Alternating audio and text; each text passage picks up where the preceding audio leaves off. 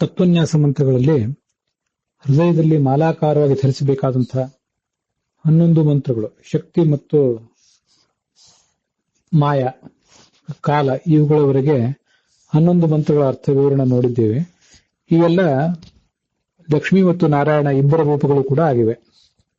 ಮಹಾಲಕ್ಷ್ಮಿ ಸ್ವರೂಪಾಣಿ ಏಕಾದಶ ವಿಧೋ ವಿದು ವಿಷ್ಣುರಪಿ ಸ್ವರೂಪಾಣಿ ಅಂತ ಅಲ್ಲಿ ಇದ್ರ ಬಗ್ಗೆ ತಂತ್ರಸಾರದಲ್ಲಿ ಉಲ್ಲೇಖ ಇದೆ. ಅದಕ್ಕಾಗಿಯೇ ಹೃದಯದಲ್ಲಿ ಇವುಗಳನ್ನು ನಾವು ನ್ಯಾಸ ಮಾಡಿಕೊಳ್ಳುವಾಗ ಶಕ್ತ್ಯಾತ್ಮನೆ ಲಕ್ಷ್ಮೀನಾರಾಯಣಾಭ್ಯಾಂ ನಮಃ ಅಂತ ಹೃದಯದ ಎಡಭಾಗದಲ್ಲಿ ಪರಾಯ ಶಕ್ತ್ಯಾತ್ಮನೆ ಶ್ರೀ ಲಕ್ಷ್ಮೀನಾರಾಯಣಾಭ್ಯಾಂ ನಮಃ, ಮುಂದೆ ಪರಾಯ ಪ್ರತಿಷ್ಠಾತ್ಮನೆ ಶ್ರೀ ಲಕ್ಷ್ಮೀನಾರಾಯಣಾಭ್ಯಾಂ ನಮಃ ಇತ್ಯಾದಿ ರೂಪವಾಗಿ ಪ್ರತಿಯೊಂದು ಕಡೆನೂ ಕೂಡ ಲಕ್ಷ್ಮೀನಾರಾಯಣಾಭ್ಯಾಂ ನಮಃ ಅಂತ ಹೇಳುವುದು ಈ 11 ರೂಪಗಳಿಗೆ ಕಾಲದವರೆಗೆ ಎಲ್ಲ 11 ಕೂಡ ಲಕ್ಷ್ಮೀದೇವಿ ಮತ್ತು ಪರಮಾತ್ಮನನ್ನು ಹೇಳುವುದರಿಂದ.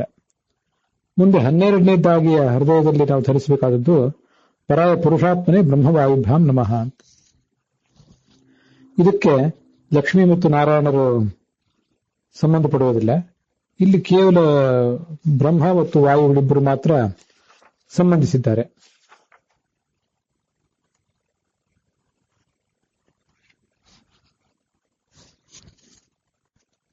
ತತ್ವನ್ಯಾಸದಲ್ಲಿ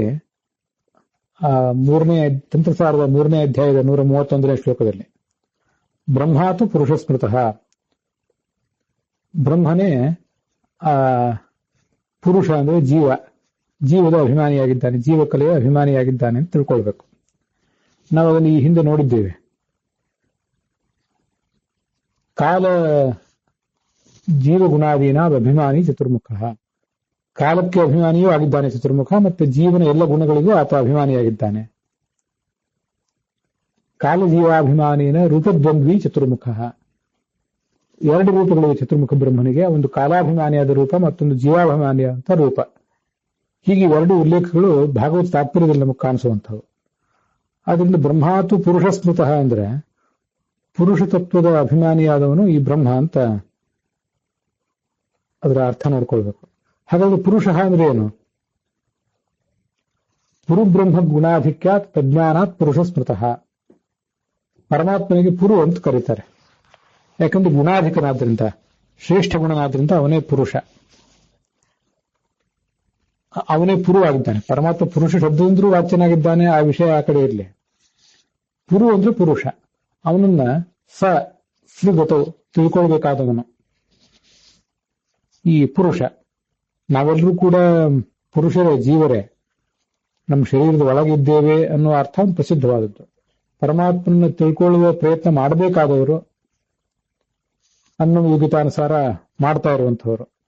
ಹೀಗೆ ಪುರು ಸರತಿ ಇತಿ ಪುರುಷ, ಪುರು ಅಂದ್ರೆ ಶ್ರೇಷ್ಠ ಗುಣವಾದ ಪರಮಾತ್ಮನನ್ನ ಸರತಿ ಅನುಸರಿಸಿ ಹೋಗ್ತಾನೆ, ಅವನನ್ನು ತಿಳಿಯುವ ಪ್ರಯತ್ನ ಮಾಡ್ತಾನೆ, ಅದಕ್ಕಾಗಿ ಪುರುಷ ಅಂತಾರೆ. ಎಲ್ಲ ಜೀವಕೋಟಿಗಳಲ್ಲಿಯೂ ಕೂಡ ಲಕ್ಷ್ಮೀದೇವಿಯನ್ನು ಹೊರತುಪಡಿಸಿದರೆ ಅವಳು ನಿತ್ಯ ಮುಕ್ತಳಾದವಳು.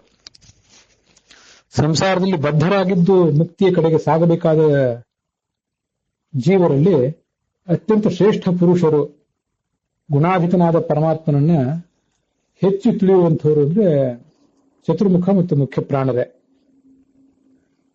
ಅದರಲ್ಲೂ ಆ ಚತುರ್ಮುಖ ಸ್ಥಾನ ದೊಡ್ಡದು. ಅವನೇ ಅಂತಿಮ. ವಾಯುವು ಆ ಚತುರ್ಮುಖ ಬ್ರಹ್ಮನ ಪದವಿಯನ್ನೇ ಪಡಿತಾನೆ. ಗುಣೈಸ್ಸರ್ವೈರುಪಾಸ್ಯೋಸೌ ಬ್ರಹ್ಮಣ ಪರಮೇಶ್ವರ ಅನ್ಯೈರ್ ಯಥಾಕ್ರಮಂ ಚೈವ ಮಾನುಷೈ ಕೈಶ್ಚಿದೇವತು ಅಂತ ಬ್ರಹ್ಮಸೂತ್ರ ಭಾಷ್ಯದಲ್ಲಿ ಈ ಚತುರ್ಮುಖ ಬ್ರಹ್ಮನ ಎಲ್ಲ ಗುಣಗಳ ಮೂಲಕ ಪರಮಾತ್ಮನನ್ನ ಉಪಾಸಿಸ್ತಾನೆ. ಅವನಿಂದ ಕೆಳಗೆ ಬಂದಂತೆ ಆಯಾ ದೇವತೆಗಳು ಉಪಾಸಿಸುವ ಗುಣಗಳು, ಪರಮಾತ್ಮನ ಗುಣಗಳು ಕಡಿಮೆ ಆಗ್ತವೆ. ಮನುಷ್ಯರ ಹಂತಕ್ಕೆ ಬಂದಾಗ ತೀರಾ ಕೆಲವೇ ಗುಣಗಳನ್ನ ಈ ಮನುಷ್ಯರಾದರೂ ಉಪಾಸಿಸ್ತಾರೆ ಅಂತ ನಾವು ನೋಡ್ತೀವಿ. ಹೀಗೆ ಗುಣಾಧಿಕನಾದ ಪರಮಾತ್ಮನನ್ನ ಅತ್ಯಂತ ಹೆಚ್ಚು ತಿಳಿಯುವವನು ಈ ಚತುರ್ಮುಖ ಬ್ರಹ್ಮನೇ ಆಗಿದ್ದಾನೆ. ಈ ಚತುರ್ಮುಖ ಮತ್ತು ಮುಖ್ಯ ಪ್ರಾಣರೇ ಮಹತ್ತತ್ವದ ಅಭಿಮಾನಿ ದೇವತೆಗಳು ಕೂಡ ಆಗಿದ್ದಾರೆ. ಬ್ರಹ್ಮಾತು ಪುರುಷ ಸ್ಮೃತಃ ಮಹಾಂಶ್ಚ ಅವ್ಯಕ್ತನಾಮ್ನಿ ತು ಅಂತ ಹೀಗೆ ಅಲ್ಲಿ ಕಾಣಿಸುವಂತ ಉಲ್ಲೇಖ ಇದು ತಂತ್ರಸಾರದಲ್ಲಿ. ಅವ್ಯಕ್ತನಾಮ್ನೀತು ಬ್ರಹ್ಮಾಣಿ ಸಂಪ್ರಕೀರ್ತಿತ. ಅವ್ಯಕ್ತ ತತ್ವದ ಅಭಿಮಾನಿ ದೇವತೆ ಸರಸ್ವತಿ ಅಂತ ವರ್ಣನೆ ಇದೆ. ಏವಂ ವಾಯೋರಪಿ ಜ್ಞೇಯ ಭಾರತೀ ಚಾಪಿ ತತ್ರಯಂ. ಈ ಮೂರು ತತ್ವಗಳಿಗೆ ವಾಯು ಮತ್ತು ಭಾರತೀಯರು ಕೂಡ ಅಭಿಮಾನಿಗಳಾಗಿದ್ದಾರೆ. ಹಿಂದೆ ಪುರುಷ ತತ್ವ ಮತ್ತು ಮಹತ್ತತ್ವ ಬಂತಲ್ಲ, ಅದಕ್ಕೆ ವಾಯು ಮತ್ತು ಭಾರತೀಯ ಕೂಡ ಅಭಿಮಾನಿಯರಾಗಿದ್ದಾರೆ. ಮತ್ತೆ ಸರಸ್ವತಿ ದೇವಿಯು ಕೂಡ ಅಭಿಮಾನಿಯಾಗಿದ್ದಾಳೆ. ಹೀಗೆ ಬ್ರಹ್ಮನ ಪತ್ನಿಯಾದ ಸರಸ್ವತಿ, ವಾಯುವಿನ ಪತ್ನಿಯಾದಂತಹ ಭಾರತಿ, ಇವರಿಬ್ರು ಕೂಡ ಪುರುಷ ತತ್ವ ಮತ್ತು ಮಹತ್ತತ್ವಗಳಿಗೆ ಅವರು ಅಭಿಮಾನಿಯಾಗಿದ್ದಾರೆ ಅಂತ ಅದರ ಅರ್ಥ. ಪರಾಯ ಪುರುಷಾತ್ಮನೇ ಬ್ರಹ್ಮವಾಯುಭ್ಯಾಂ ನಮಃ ಅಂತ ಹೃದಯದಲ್ಲಿ ಬಲಭಾಗದಲ್ಲಿ ಕೊನೆಗೆ ಮಾಡೋದು. ಮೊದಲು ಪರಾಯ ಶಕ್ತ್ಯಾತ್ಮನೇ ಶ್ರೀ ಲಕ್ಷ್ಮೀನಾರಾಯಣಾಭ್ಯಂ ನಮಃ, ಅಲ್ಲಿಂದ ಪರಾಯ ಕಲಾತ್ಮನೇ ಶ್ರೀ ಲಕ್ಷ್ಮೀನಾರಾಯಣಾಭ್ಯಂ ನಮಃ ಅಂತ 11ನೇದ್ದು, 12ನೇದ್ದು ಪರಾಯ ಪುರುಷಾತ್ಮನೇ ಬ್ರಹ್ಮವಾಯುಭ್ಯಾಂ ನಮಃ ಅಂತ ಹೃದಯದಲ್ಲಿ ಒಟ್ಟಾರೆ 12 ಆಯ್ತು. ಮುಂದೆ ಹೀಗೆ ಮಾಲಾಕಾರವಾಗಿ 12 ರೂಪಗಳನ್ನು ನ್ಯಾಸ ಮಾಡಿಕೊಂಡಾದ್ಮೇಲೆ ಪರಾಯ ಅವ್ಯಕ್ತಾತ್ಮನೆ ಬ್ರಹ್ಮಾಣಿ ಭಾರತೀಭ್ಯಾಂ ನಮಃ, ಎಡತೋಳಿನಲ್ಲಿ ಬಲತೋಳಿನಲ್ಲಿ ದಕ್ಷಿಣ ಬಾಹುವಿನಲ್ಲಿ ಪರಾಯ ಅವ್ಯಕ್ತಾತ್ಮನೆ ಅವ್ಯಕ್ತ ತತ್ವದ ಅಭಿಮಾನಿಯಾದಂತಹ ಬ್ರಹ್ಮಾಣಿ ಮತ್ತು ಭಾರತಿ, ಸರಸ್ವತಿ ಮತ್ತು ಭಾರತಿ ಇವರಿಬ್ರು ಕೂಡ ಅವ್ಯಕ್ತ ತತ್ವದ ಅಭಿಮಾನಿಗಳು. ಅವರಲ್ಲಿ ಅಂತರ್ಗತನಾದಂತಹ ಅವ್ಯಕ್ತ ಶಬ್ದ ವಾಚ್ಯನಾದಂತಹ ಪರಮಾತ್ಮನನ್ನ ಧ್ಯಾನಿಸಬೇಕು.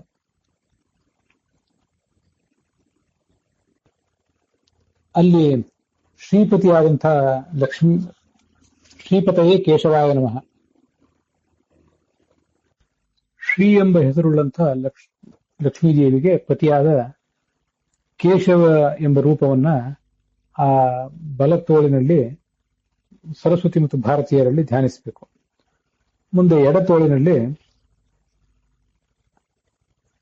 ಪರಾಯ ಮಹದಾತ್ಮನೆ ಬ್ರಹ್ಮವಾಯುಭ್ಯಾಂ ನಮಃ, ಬ್ರಹ್ಮವಾಯುಗಳಲ್ಲಿ ಅಂತರ್ಗತನಾದಂತಹ ಮಹತ್ ಎಂಬ ಹೆಸರುಳ್ಳಂತಹ ಮಹತ್ತತ್ವದ ಅಭಿಮಾನಿಗಳು ಅವರಿಬ್ಬರು ಬ್ರಹ್ಮವಾಯುಗಳು. ಅವ್ಯಕ್ತ ತತ್ವದ ಅಭಿಮಾನಿ ದೇವತೆಗಳು ಬ್ರಹ್ಮಾಣಿ, ಸರಸ್ವತಿ ಮತ್ತು ಭಾರತೀಯರು. ಮಹತ್ತತ್ವದ ಅಭಿಮಾನಿ ದೇವತೆಗಳು ಬ್ರಹ್ಮ ಮತ್ತು ವಾಯುಗಳು. ಅವರಲ್ಲಿ ಮಹತ್ ಎಂಬ ಶಬ್ದದಿಂದಲೇ ವಾಚ್ಯನಾದಂತಹ ಭಗವಂತ ಇದ್ದಾನೆ. ಆ ಭಗವಂತ ಲಕ್ಷ್ಮೀ ದೇವಿಯ ರೂಪ, ಅದಕ್ಕೆ ಪತಿಯಾದ ನಾರಾಯಣ ಎಂಬ ರೂಪದಿಂದ ಅಲ್ಲಿ ಕಾಣಿಸ್ತಾನೆ. ಇಲ್ಲಿ ಅವ್ಯಕ್ತ ತತ್ವದ ಅಭಿಮಾನಿ ದೇವತೆ ಅಂತ ಈ ಸರಸ್ವತಿ ಮತ್ತು ಭಾರತೀಯರನ್ನ ನಾವು ನೋಡಿದೆವು. ಅವ್ಯಕ್ತ ನಾಮ್ನಿ ಬ್ರಹ್ಮಾಣಿ ಸಂಪ್ರಕೀರ್ತಿತ ಅಂತ ಹೇಳಿ. ಆದರೆ ಕಾಠಕೋಪನಿಷತ್ತು ಮೊದಲಾದ ಪ್ರಸಂಗಗಳಲ್ಲಿ ಮಹತಃ ಪರಂ ಅವ್ಯಕ್ತಂ, ಮಹತ್ತತ್ವಕ್ಕಿಂತ ದೊಡ್ಡ ತತ್ವ ಅಂದ್ರೆ ಅವ್ಯಕ್ತ ತತ್ವ ಅಂತಿದೆ. ಅವ್ಯಕ್ತ ಪುರುಷ ಪರಃ, ಕೊನೆಗೆ ಪುರುಷ ಶಬ್ದವಾಚ್ಯನಾದ ನಾರಾಯಣ ಇದ್ದಾನೆ. ಹೀಗೆ ಪುರುಷ ಶಬ್ದವಾಚ್ಯನಾದ ನಾರಾಯಣ ಮೊದಲನೇ ತತ್ವ, ಅವನಿಗಿಂತ ಕಡಿಮೆ ತತ್ವ ಅಂದ್ರೆ ಅವ್ಯಕ್ತ ತತ್ವ, ಅದಕ್ಕಿಂತ ಕೆಳಗಿನ ತತ್ವ ಮಹತ್ತತ್ವ ಅಂತ ವರ್ಣನೆ ಮಾಡಿದ್ದಾರೆ. ಹೀಗೆ ಮಹತ್ತತ್ವ ಅನ್ನೋದು ಅವ್ಯಕ್ತ ತತ್ವಕ್ಕಿಂತ ಕಡಿಮೆದ್ದಾಗಬೇಕು ಕಾಠಕೋಪನಿಷತ್ನಲ್ಲಿ ಬಂದಂತೆ. ಆದರೆ ಇಲ್ಲಿ ತಂತ್ರಸಾರದಲ್ಲಿ ನಾವು ನೋಡ್ತಾ ಇರುವಂತೆ ಅವ್ಯಕ್ತ ತತ್ವದ ಅಭಿಮಾನಿನಿ ದೇವತೆಯರಾದಂತಹ ಸರಸ್ವತಿ ಭಾರತೀಯರು ಮಹತ್ತತ್ವಕ್ಕಿಂತ ಕಡಿಮೆಯವರಾಗಿದ್ದಾರೆ. ಯಾಕಂದ್ರೆ ಮಹತ್ತತ್ವದ ಅಭಿಮಾನಿ ದೇವತೆಗಳು ಚತುರ್ಮುಖ ಮತ್ತು ಮುಖ್ಯ ಪ್ರಾಣರು ಗಂಡಂದಿರಾಗಿದ್ದಾರೆ, ಅವರ ಪತ್ನಿಯರು ಅವರು ಕೆಳಗಿನವರಾಗ್ತಾರೆ. ಹಾಗಾದ್ರೆ ಒಟ್ಟಾರೆ ಅವ್ಯಕ್ತ ತತ್ವ ಅನ್ನೋದು ಮಹತ್ತತ್ವಕ್ಕಿಂತ ದೊಡ್ಡದೋ ಸಣ್ಣದೋ? ಅದರ ಅಭಿಮಾನಿ ದೇವತೆಗಳು ಕೂಡ ಮಹತ್ತತ್ವದ ಅಭಿಮಾನಿ ದೇವತೆಗಳಿಗಿಂತ ದೊಡ್ಡವರೋ ಸಣ್ಣವರೋ ಅಂತ ಹೀಗೆಲ್ಲ ಪ್ರಶ್ನೆ ಬಂದಾಗ ಅದಕ್ಕೆ ಬೇರೆ ಬೇರೆ ರೀತಿಯಾದ ಸಮಾಧಾನ ಹೇಳಬೇಕು. ಅವ್ಯಕ್ತ ತತ್ವಕ್ಕೆ ಲಕ್ಷ್ಮೀದೇವಿ ಕೂಡ ಅಭಿಮಾನಿಯಾಗಿದ್ದಾಳೆ. ಅವ್ಯಕ್ತ ರೂಪ ಲಕ್ಷ್ಮೀಶ್ಚ ವರ ಅತಃ ಅಥೋ ಹರಿಸ್ವಯಂ ಅಂತ ಗೀತಾ ತಾತ್ಪರ್ಯದಲ್ಲಿ ಆಚಾರ್ಯರು ಹೇಳಿದ್ದಾರೆ. ತಥೋ ಅವ್ಯಕ್ತಾಭಿಧಾರಮ ಅಂತ ಕಾಟಕೋಪನಿಷತ್ತಿನ ಭಾಷ್ಯದಲ್ಲಿ ಕೂಡ ಅವ್ಯಕ್ತ ತತ್ವಕ್ಕೆ ಲಕ್ಷ್ಮೀದೇವಿ ಅಭಿಮಾನಿ ಅಂತ ಹೇಳ್ತಾರೆ. ಸರ್ವಾಭಿಮಾನಿನೋ ದೇವಾಹ ಸರ್ವೇಪಿ ಹ್ಯುತ್ತರೋತ್ತರಂ. ಎಲ್ಲ ದೇವತೆಗಳು ಕೂಡ ಎಲ್ಲ ತತ್ವಕ್ಕೂ ಅಭಿಮಾನಿಗಳಾಗಿರ್ತಾರೆ. ತಾರತಮ್ಯವನ್ನು ತೋರಿಸುವುದು ಇಂಥ ನಿರ್ದಿಷ್ಟವಾದ ಪ್ರಸಂಗಗಳಲ್ಲಿ ಗ್ರಂಥಕಾರರ ಉದ್ದೇಶ ಆಗಿರ್ತದೆ. ಯತ್ರವಾ ಪಿತುಃ ತತ್ಪುತ್ರಸ್ಯ ಇತಿ ಏತದುಕ್ತಂ ಭವತಿ ಇತ್ಯಾದಿ ಶ್ರುತೇಶ್ಚ ಗೀತಾ ತಾತ್ಪರ್ಯದಲ್ಲಿ ಆಚಾರ್ಯ ಹೇಳಿರುವಂತೆ ತಂದೆಯ ಆಸ್ತಿ ಮಗನದ್ದು ಆಗ್ತದೆ. ಆದ್ರಿಂದ ತಂದೆಯ ಒಂದು ತತ್ವ ಮಗನಿಂದಲೂ ಕೂಡ ಅಭಿಮನ್ಯಮಾನವಾಗ್ತದೆ ಅಂತ ಹೇಳಿದ್ರೆ ತಪ್ಪೇನೂ ಇಲ್ಲ. ಆಯಾ ದೇವತೆ ಯಾವ್ಯಾವ ತತ್ವವನ್ನು ಅಭಿಮಾನಿಸ್ತಾನೋ ಆಯಾ ದೇವತೆಯನ್ನು ಆಯಾ ಶಬ್ದದಿಂದಲೇ ಹೇಳ್ತಾರೆ. ಮಗ ತಾನು ಸಂಪಾದನೆ ಮಾಡಿದ್ದೆಲ್ಲವೂ ಕೂಡ ತಂದೆಗೆ ಅಧೀನ ಅಂತಾನೆ ಭಾವಿಸಬೇಕಾಗ್ತದೆ. ಅದಲ್ಲದೆ ತಂದೆ ತಾನು ಸಂಪಾದನೆ ಮಾಡಿಟ್ಟದ್ದನ್ನೆಲ್ಲ ತನ್ನ ಮಗನಿಗೆ ಕೊಡುವುದಂತಲ್ಲದೆ ಬೇರೆ ಯಾರಿಗೂ ಕೊಡ್ಲಿಕ್ಕೆ ಬರೋದಿಲ್ಲ. ಈಗ ಎರಡೂ ಇದೆ. ಮಗ ತಾನು ಶ್ರಮಿಸಿ ಕಷ್ಟಪಟ್ಟು ಕಳಿಸಿದ್ದು ತಂದೆ ಅಧೀನ ಅಂತ ಭಾವಿಸಬೇಕು, ತಂದೆ ತಾನು ಗಳಿಸಿದ್ದೆಲ್ಲವನ್ನು ಮಗನಿಗೆ ಕೊಡಬೇಕು. ಹೀಗೆ ಅವ್ಯಕ್ತ ತತ್ವಕ್ಕೆ ಲಕ್ಷ್ಮೀದೇವಿ ಮುಖ್ಯಾಭಿಮಾನಿನಿ. ಅದರ ಬಳಿಕ ಸರಸ್ವತಿ ಭಾರತೀಯರು ಅಭಿಮಾನಿಗಳಾಗಿದ್ದಾರೆ.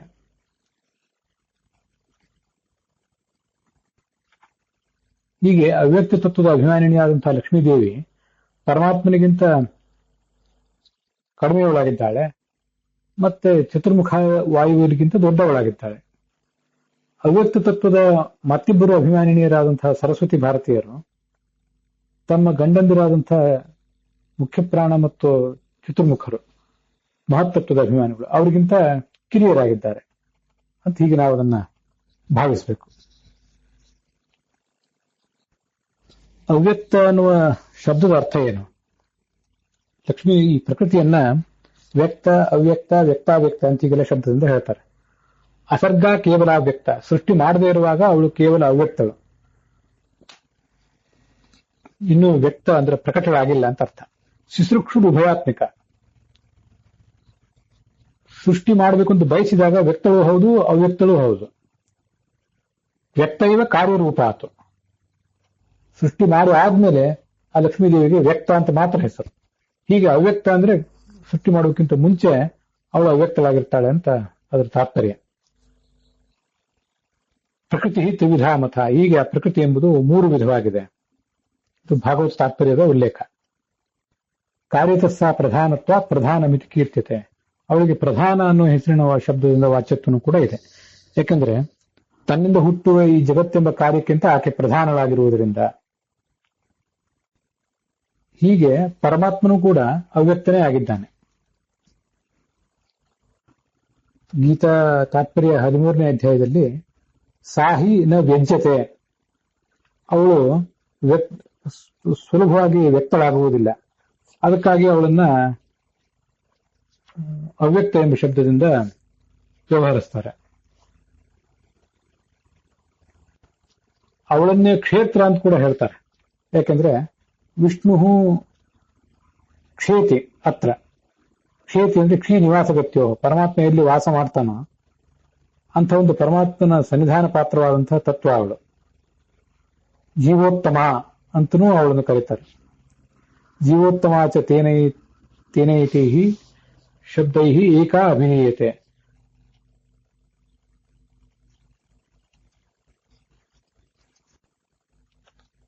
ಮಹತ್ತತ್ವದ ಅರ್ಥವನ್ನು ಹೇಳುವಂತಹ ಶಬ್ದ ನಮಗೆಲ್ಲೂ ಸರ್ವಮೂಲದಲ್ಲಿ ಕಾಣಲಿಲ್ಲ. ಮಹಾನ್ ಬ್ರಹ್ಮ ಜೀವ ಮಹಾನ್, ಅವನು ಮಹತ್ತತ್ವದ ಅಭಿಮಾನಿಯಾಗಿದ್ದಾನೆ, ಮತ್ತೆ ಜೀವರಿಗೆ ಕೂಡ ಅಭಿಮಾನಿಯಾಗಿದ್ದಾನೆ. ಇಷ್ಟು ಉಲ್ಲೇಖಗಳು ಆ ಮಹತ್ ಶಬ್ದದ ಬಗ್ಗೆ ಕಾಣಿಸ್ತವೆ. ಅದಕ್ಕೆ ನಾವು ಮಹ್ಯತೆ ಇತಿ ಮಹಾನ್. ಮಹ್ಯತೆ ಅಂದ್ರೆ ಗೌರವಿಸಲ್ಪಡುತ್ತಾನೆ, ಪೂಜಿಸಲ್ಪಡುತ್ತಾನೆ. ಮಹಾಪೂಜಾ ಎಂಬ ಧಾತುವಿನಿಂದ ಹುಟ್ಟಿದಂತಹ ಒಂದು ಶಬ್ದ ಅದು ಅಂತ ನಾವೇ ತಿಳ್ಕೊಳ್ಬಹುದು. ಅನೇಕ ಮೂರ್ತಿರವ್ಯಕ್ತ ಶತಮೂರ್ತಿ ಶತಾನನಃ ಅಂತ ವಿಷ್ಣು ಸಹಸ್ರನಾಮದಲ್ಲೂ ಕೂಡ ಅವನ ಅವ್ಯಕ್ತ ಎಂಬ ರೂಪದ ವರ್ಣನೆ ಇದೆ. ನತಮ್ ಆರಾಧಯಿತ್ವಾಪಿ ಕಶ್ಚಿದ್ ವ್ಯಕ್ತೀಕರಿಷ್ಯತಿ ನಿತ್ಯಾವ್ಯಕ್ತೋ ಯತೋ ದೇವಃ ಪರಮಾತ್ಮ ಸನಾತನಃ ಅಂತ ಬ್ರಹ್ಮವೈವರ್ತ ಪುರಾಣದ ಮಾತದು. ಬ್ರಹ್ಮಸೂತ್ರ ಭಾಷ್ಯ 3:2-24. ಭಗವಂತನನ್ನು ಆರಾಧಿಸಿಯೂ ಕೂಡ ಅವನನ್ನು ಯಾರು ಪೂರ್ಣವಾಗಿ ವ್ಯಕ್ತ ಮಾಡಿಕೊಳ್ಳಲಾರರು, ಯಾಕಂದ್ರೆ ಅವನು ನಿತ್ಯ ಅವ್ಯಕ್ತನಾದವನು, ಸನಾತನನಾದವನು ಅಂತ ಅವನ ವರ್ಣನೆಯನ್ನು ಮಾಡ್ತಾರೆ. ಮಹಾನ್ ಎಂಬ ಶಬ್ದವು ಕೂಡ ಗುಣಭೃಣ್ ನಿರ್ಗುಣ ಮಹಾನ್ ಎಂಬಲ್ಲಿ ವಿಷ್ಣು ಸಹಸ್ರನಾಮದಲ್ಲಿ ಬಂದಿದೆ. ದೇಶತಃ ಕಾಲತಃ ಗುಣತಃ ಪರಮ ಮಹತ್ವ ಅನ್ನೋದು ಪರಮಾತ್ಮನಿಗೆ ಮಾತ್ರ ಇದೆ. ಅದರಿಂದ ಯತ್ ಸರ್ವಗತಂ ರೂಪಂ ತದೇವ ಪರಮ ಮಹಾನ್ ಅಂತ ಭಾಗವತ ತಾತ್ಪರ್ಯದಲ್ಲಿ 3:2 ಅಲ್ಲಿ ವರ್ಣಿಸ್ತಾರೆ. ದೇಶತಃ ಕಾಲತಃ ಹಾಗೂ ಗುಣತಃ ಪರಮ ಮಹತ್ವವನ್ನು ಹೊಂದಿರುವಂಥದ್ದು ಪರಮಾತ್ಮನ ರೂಪ.